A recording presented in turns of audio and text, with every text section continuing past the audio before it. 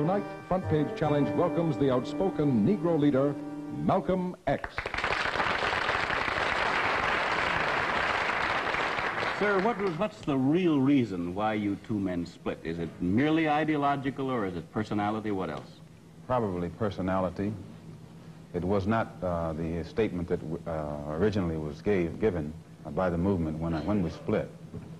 It's more personality than anything else. You've called people like Martin Luther King, who just got a Nobel Peace Prize, an Uncle Tom. Is this correct, first? Well, I'd rather say that in the States, there's a law that has recently been passed, or a decision handed down by the court, wherein if you call someone an Uncle Tom, they can sue you for libel.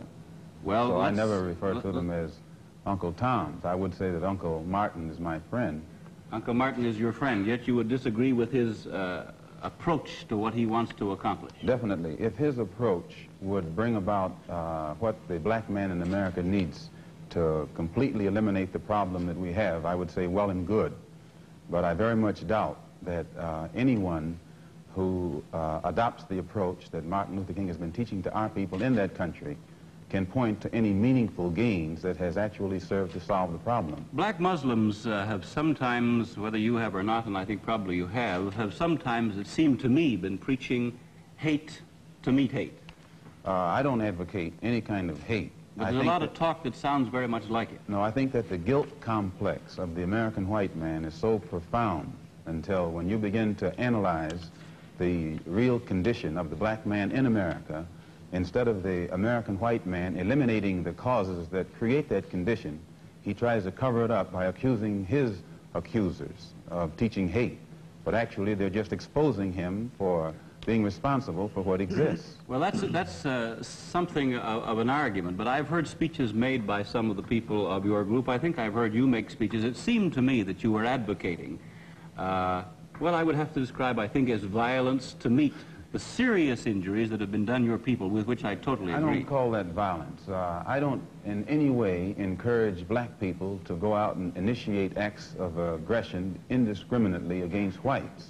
But I do believe that the black man in the United States, and any human being, anywhere, is well within his right to do whatever is necessary, by any means necessary, to protect his life and property, especially in a country where the federal government itself has proven that it is either unable or unwilling to protect the lives and property of those human beings. Just before Pierre takes it, you've got a pretty good fighter and the world's heavyweight champion lined up with you to help out. Yes, Pierre. Well, Mr. X, if I guess I call you that, is that the proper appellation, yes. Mr. X? I'm wondering if you still believe, as I think you certainly did at the time you were allied to the black Muslim movement, in a segregated black nation in North America. I don't believe in any form of segregation or any form of racism. I'm against any form of segregation and against racism.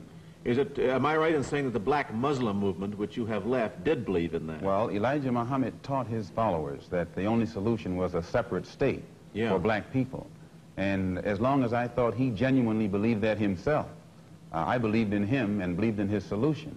But when I began to doubt that he himself believed that that was feasible, and I saw no kind of action designed to bring it into existence or bring it about, then I turned in a different direction.